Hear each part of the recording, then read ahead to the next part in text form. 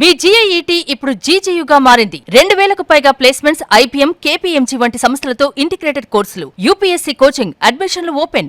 నేపాల్ వరదల్లో చిక్కుకుపోయినటువంటి భారతీయులు ప్రస్తుతం నేపాల్ రాజధాని కాఠ్మండ్లో ఉన్నారు. చాలా మంది తెలుగు వాళ్ళు మన తెలుగు రాష్ట్రాల నుంచి అనేక ప్రాంతాల నుంచి నేపాల్కి వెళ్ళి అక్కడ టిబెట్ సమీపంలో ఉన్నటువంటి మానస సరోవర యాత్రకు వెళ్లాల్సినటువంటి పరిస్థితి. అయితే లక్కీగా కొంతమంది మన తెలుగు రాష్ట్రాలకు సంబంధించి ఒక 30 మంది కేవలం ఒక నిమిషం వ్యవధిలో వచ్చినటువంటి వరద నుంచి తప్పించుకొని ప్రాణాలతో బయటపడ్డారు. వాళ్ళందరూ కూడా ఇప్పుడు సేఫ్గా కాఠ్మండ్లో ఉన్నారు. అక్కడి నుంచి సుమన్ టీవీతో ఎక్స్క్లూజివ్గా మాట్లాడడానికి లైవ్ కాల్లో సిద్ధంగా ఉన్నారు. ప్రస్తుతం అక్కడ ఉన్న వారితో మాట్లాడే ప్రయత్నం చేద్దాం. నమస్తే మేడం. మేడం, మీరు ఎక్కడి నుంచి బయలుదేరారు? హైదరాబాద్ అండి. హైదరాబాద్. ఎప్పుడు బయలుదేరారు మీరు? 21. అక్కడ ఏం జరిగింది మేడం? మీ కళ్ళ ముందే ఒక 2 బస్సులు కూడా కొట్టుకుపోయాయి అని చెప్పి అంటున్నారు. ఏం జరిగింది ఒకసారి చెప్పే ప్రయత్నం చేస్తారా? తప్పకుండా సార్.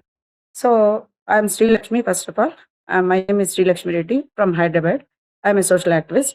మేమందరం టీం అంతా కలిసి 21 బయలుదేరాము సార్. సో మా అదృష్టం ఏంటంటే మాకు ఈ పర్మిషన్ అనేది రావటం లేట్ అవ్వబట్టి కాఠ్మండ్లో హోటల్లోనే ఉండిపోవాల్సి వచ్చింది. బయలుదేరిన తర్వాత టీం మా లగేజ్ ఉండేది వెహికల్ ఏమో ముందుగా వెళ్ళిపోయింది. మేము ఒక టీ స్టాల్ దగ్గర అనుకోకుండా మా టీం మెంబర్స్ కల్పన అనే పాప, తర్వాత మన వెంకట్ సార్, వీళ్ళు అసలు అక్కడ అంత వేడిగా ఉన్నా కూడా టీ తాగుదామని ఆ శివయ్య ఆపినట్టు ఒక 10 మినిట్స్ అక్కడ మేము ఆగినందువల్ల మేము ఈరోజు మీతో మాట్లాడగలుగుతున్నాం. Because of that tea stall దగ్గర ఒక టీ ఆగటం వల్ల ఆ వెహికల్ మాకంటే ముందు పోయిన వెహికల్స్ నీళ్ళలో కొట్టుకోపోయినాయి. మేము లేటుగా పోబట్టి మా డ్రైవర్ సేవ్ చేసి మమ్మల్ని వేరే కొండ ప్రదేశానికి తీసుకెళ్లారు.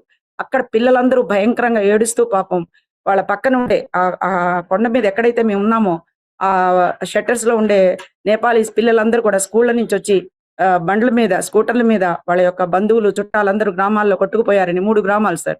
సో కొట్టుకుపోయేసరికి వాళ్ళందరూ పాపం ఏడ్చుకుంటూ స్కూటర్స్ మీద, బస్సుల మీద ప్రయాణాలు చేసి పాపం అక్కడ ప్లేస్ కి చూడడానికి పాపం విపరీతంగా జనమంతా వెళ్ళారు సార్. నిజంగా మీరు చెప్తుంటేనే మాకే ఇక్కడ చాలా బాధ వేస్తుందండి. అలాంటిది ప్రత్యక్షంగా మీరు చూసారు. చిన్న చిన్న పిల్లలు అనాథలు అయిపోయారు. చాలా కుటుంబాలు అసలు ఏడుస్తా సార్ పాపం. ఏడుస్తా పాపం పిల్లలు, వాళ్ళ పెదనాన్నలు, చిన్నాన్నలు వాళ్ళందరూ పక్కన ఎట్లుంటదండి sir. So Nepali people are very very small shutters sir. మనకి చాలా ఎకనామిక్ గా ఐ థింక్ వెరీ పాపం వెనకబడిన ప్రాంతం. సో వాళ్ళందరూ ఏంటంటే చిన్న చిన్న షాపుల్లో చిన్న చిన్న టీ కొట్లు, చిన్న చిన్న బిస్కెట్లు అమ్ముకోవటం అట్లాంటివి పెట్టుకొని ఉండేవాళ్ళు. సో వాళ్ళందరూ ఎప్పుడైతే స్కూల్ నుంచి వస్తానే పిల్లలందరూ కూడా వాళ్ళ బంధువులు, చుట్టాలందరూ ఇట్లా కొట్టుకుపోయారనేసరికి దే ఫీల్ వెరీ, అసలు పాపం ఎమోషనల్ గా ఎక్కడ ఏ బండి దొరికితే ఆ బండి మీద పడి వెళ్ళిపోతూనే ఉన్నారు సార్ ఆ పరిసర ప్రాంతాల్లో చూడడానికి. సో రియల్లీ అసలు మాకేం అర్థం కాలేదు ఏం జరుగుతుందో. మా కళ్ళ ముందే ప్రయాణం చేసిన యాక్చువల్లీ నా బ్యాగ్, ఆ ట్రావెల్ బ్యాగ్, తర్వాత మా బ్రదర్స్ ఒక 3-4 ట్రావెల్ బ్యాగ్ కూడా దాంట్లో ముందు బండిలో ఉన్నాయి సార్. అది బ్రిడ్జ్ అవతలకి వెళ్ళిపోయింది. దాంట్లో మాకు వంట చేసే టీం అంతా ఉన్నారు సార్. మా బ్యాగులు, మా టీము, రేపు నేను అక్కడ పోయి ఉంటే అక్కడ వేసుకోవాల్సిన బట్టలు అన్ని కూడా ఆ బ్యాగ్ లోనే ఉండిపోయినాయి. అక్కడ వాళ్ళు కొండచర్య విరిగి పడిపోవటం వల్ల వాళ్ళు రావడానికి ఇప్పటి వరకు రాలేదు వాళ్ళు. బట్ మాతో పాటే మాకు వంట చేసి పెట్టడానికి ఆ టీం మాత్రం సేఫ్ గా ఉన్నారు సార్. మాతో పాటే వచ్చిన టీం మొత్తం సేఫ్ గా ఉన్నారు. We are very happy sir. So మా వారు కూడా వద్దు, అంత దూరం ప్రయాణం చాలా సేఫ్ కాదు అని అంటే కూడా నేను ఆ దేవుడే కాపాడుతాడు, ఓవర్ కాన్ఫిడెన్స్ తో రావటం జరిగింది. బట్ ఆ దేవుడు తప్పకుండా కాపాడాడు సార్. నెక్స్ట్ మంత్ ఇదే ట్రావెల్ ఏజెన్సీ ప్రొవైడ్ చేస్తామంటున్నారు. తప్పకుండా మానస సరోవరం దర్శనం చేసుకుంటాము. ఆ కాన్ఫిడెన్స్ నాకు ఉంది సార్. తప్పకుండా. జీవితంలో చాలా మంది శివభక్తులందరూ కూడా ఒక్కసారైనా కానీ కైలాస యాత్రకు వెళ్ళాలి, మానస సరోవర్లో నిజంగా వెళ్ళి అక్కడ దర్శనం చేసుకుంటే జీవితం అంతా కూడా ధన్యమైపోతుంది. నేరుగా ఆ కళ్ళ ముందు ఆ శివుణ్ణి ఒక్కసారిగా మనం దర్శించుకున్నామన్నంత పుణ్యం కలుగుతుందని భావిస్తారు. కానీ చాలామంది యాత్రికులందరూ కూడా సో ఈ టూర్లోకి వచ్చి కొంతమంది మన భారతదేశానికి సంబంధించిన వాళ్ళు, విదేశీయులు అందరూ కూడా నిజంగా అటు వెళుతూ చనిపోవడం అనేది నిజంగా శివభక్తులుగా అది ఎలా అనిపిస్తుందండి? సార్ ఒక్కటిసారి ఏమంటే శివుడు ఆజ్ఞ లేనిదే చేయమైనా కుట్టదంటారు సార్. మనకి చాలా ఇంకొక విషయం ఏంటంటే చాలా మంది మా జన్మలో బాధ్యతలు అయిపోయినాయి, మా శివుడి దగ్గర ఐక్యమైతే చాలనే వాళ్ళు కూడా చాలా మంది ఉంటారు సార్. సో మనకు ఆయుష్ తీరిపోవటం అనేది ఎప్పుడైనా మనం చనిపోతాం. ఆ చనిపోయినది బాత్రూంలోనో, ఏ టాయిలెట్లోనో, లేకపోతే హార్ట్ ఫెయిల్తోనో ఇట్లా చనిపోయే బదులు ఆ దేవుడి దగ్గర ఇట్లా సన్నిధిలో చనిపోవటం అనేది కూడా ఆ భగవంతుడి కృపే కదా సార్. ఆ శివుడాజ్ఞ లేనిదే చేయమైనా కుట్టదంటారు. కానీ ఈ ఇన్సిడెంట్ చూడండి, జస్ట్ మా ఇన్సిడెంట్ చూస్తే మీకు 10 నిమిషాల ముందు వెళ్ళిపోయిన మా వెహికల్, మా లగేస్తున్న వెహికల్ సేఫ్ గా ఉంది. మాకు వంట చేసే పెట్టేవాళ్ళు సేఫ్ గా ఉన్నారు. వాళ్ళతో పాటే ట్రావెల్ చేసిన అదే బ్రిడ్జ్ మీద వాళ్ళు మొత్తం కొట్టుకోపోయారు. సో దీన్ని బట్టి మీకు ఏమర్థమవుతుంది సార్, ఒకే లైన్ లో ఉండే వాళ్ళం మేము కొంతమంది సేఫ్ అయ్యాం, కొంతమంది జీవితాలు అయిపోయినాయి, శివుళ్ళు ఐక్యమైపోయారు. సో దీన్ని బట్టి మనకేమర్థమవుతుంది, ఎక్కడున్నా సరే చావు అనేది తప్పదు.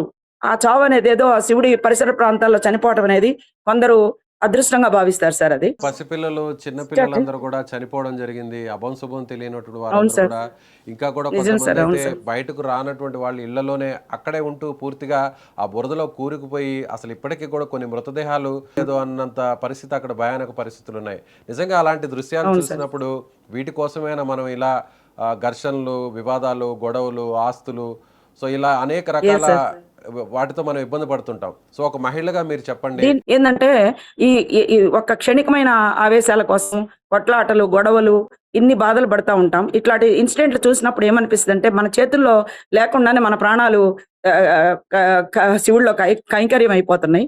దీన్ని బట్టి కొన్ని సార్లని ఇట్లాంటివి చూసినప్పుడల్లా మనకి గొడవలు, ఈ కుటుంబ కలహాలు గాని, లేకపోతే ఈ బ బ చాలా సమస్యలున్నాయి కదా సార్! అవన్నీ లేకుండా ఉండాలంటే కొన్నిసార్లు ఇట్లాంటి వీడియో ప్లే చేసి ఏ క్షణంలో చనిపోతామో మనం తెలియనప్పుడు ఈ బాధలను ఎందుకనేది కనీస ఆ జ్ఞానం అన్నా ఉంటే మనుషులకి ఈ సమస్యలన్నీ రాకుండా ఉంటాయని నా యొక్క పర్సనల్ ఒపీనియన్ సార్. నా పర్సనల్ మీ ఒపీనియన్. మీ కళ్ళ ముందు మేడం మీరు చూస్తుండగానే మీరు చెప్తున్నటువంటి పరిస్థితులు మబ్బులు అక్కడ సార్. ఇంకొక ఇన్సిడెంట్ సార్. ఒక్క నిమిషం ఆగండి. మేము బస్సు వస్తున్నప్పుడు ఒక మట్టితో కూడిన అంటే మడ్డుతో కూడిన మేఘాలు ఎట్లుంటాయి చూడండి. అట్లా అట్లా మేఘాలు వస్తుంటే మేము అది అర్థం కాల. వాటర్ అని ఎట్లా అనుకుంటారు సార్ అది. సో మట్టి మేఘాల్లాగా అన్నమాట. అదిగో చూడండి ఇప్పుడు అక్కడ విజువల్‌లో కనిపిస్తుంది. సో అట్లా వస్తుంటే అది ఏంటది అది అది మనకు మామూలుగా మంచులో పోతుంటాం కదా! సో ఆ మంచులాగా మేఘాల్లాగా అనిపించినాయి సార్ అవి. అంత ఉధృతంగా ఇంతమంది ప్రాణాలు బలి తీసుకుంటారని కల్లో కూడా అనుకోలే. మా వెంకట్ గారు చెప్పారు గదా! మా టీమ్ మమ్మల్ని తీసుకొచ్చిన సార్ చెప్పారు కదా మీకు ఆల్రెడీ. మేము అదే గాని ముందు పోయుంటే అక్కడ భవనం కొట్టుకుపోయిన ప్లేస్‌లో ఉండేవాళ్ళం. మీ మీ కళ్ళ అక్కడైనా ముందు పోయేవాళ్ళం.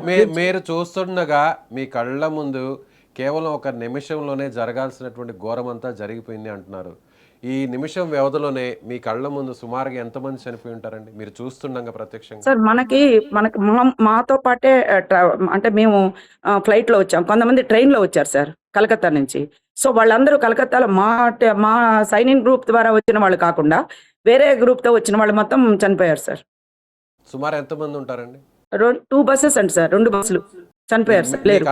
మీ కళ్ళ ముందే ఆ బస్సులు కళ్ళ ముందే. కొట్టుకుపోయాయి. కొట్టుకుపోయారు. ఇప్పుడు ప్రెసెంట్ మీరు ఎక్కడున్నారండి? ప్రెసెంట్ ఇప్పుడు మీరు ఎక్కడున్నారు? సేఫ్ గా ఉన్నారా? అక్కడ మేము పరిస్థితులు ఎలా ఉన్నాయి? ఇక్కడే కాట్మండ్‌లో ఉన్నాం. We are very safe. In హోటల్‌లో ఉన్నాము. She is Kalpana. అంటే మాకు ఈ టీమ్ మేనేజర్‌గా అంటే వెంకట్ తర్వాత ఈ అమ్మాయి మనకి బస్సులో చూసుకుంటుంది. తను ఇక్కడ నేపాల్ చూసుకున్న అమ్మాయి. సో ఈ పాపే ఇక్కడ టీకి దిగటం ఏంటమ్మా అని చెప్పి అందరూ బస్సులోంచి అందరూ దిగిపోయి నాకు కూడా నేను ఇంకొక మా ఫ్రెండ్ నా రూమ్‌మేట్ సో దిగలేదన్నమాట. దిగకపోయినా దిగండి టీ తాగండి బాగుంటదని అందరిని దింపి అంటే మేము లేట్ చేయటం కూడా ఆ కార్‌లోంచి దిగకపోవడం కూడా ఒక ప్లస్ పాయింటే. దిగిన తర్వాత కూడా నేను అక్కడ విజన్ చూసుకుంటూ ఆ సీనరీ చాలా బాగుందని ఫోటోలు నాకు ఉంటే కూడా ఇంకో 10 నిమిషాలు లేట్. సో అట్లా అక్కడ లేట్ అయిన తర్వాత అక్కడ మేము మా ముందుకొచ్చిన బస్సులు వెళ్ళిపోయింది. So because of tea stall, because of మా లేట్ మమ్మల్ని కాపాడింది సార్ ఈరోజు. అదే మా ఇంటర్వ్యూలో కూడా పైకి పంపించిన దాంట్లో కూడా చెప్పాను. Government of Telangana, government of Andhra వీళ్ళు అంటే ఎట్లున్నారు మనోళ్ళని ఎంక్వైరీ చేయటంలో మాకు కాపాడిన ప్లేస్ దేవుడు మనకు ఆయుష్ ఉంటే ఇట్లా కాపాడతాడనేది this is the most example sir. Okay. Present మీరు అక్కడ రిహాబిలిటేషన్ సెంటర్ లో ఉన్నారా అక్కడ మీకు?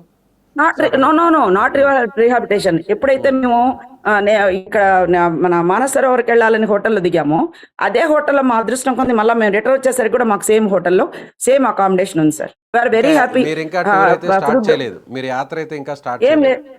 వెనక్కి వచ్చేసాం సార్. మరి అక్కడ మేము టూరు పోదామనే కదా బయలుదేరింది. అక్కడ అట్లా జరిగేసరికి మళ్ళీ క్లోజ్ చేసేసారు కదా, వెనక్కి వచ్చేసాం. సరిగ్గా ప్రమాదం జరిగినటువంటి ప్రాంతం కాఠ్మండుకు రాజధానికి ఎంత దూరంలో ఉంటుందండి సుమారుగా? ఎన్ని కిలోమీటర్ల దూరంలో? హౌ మచ్ కిలోమీటర్స్ అంటే ఖచ్చితంగా నేను I will ask that 75 kilometres sir.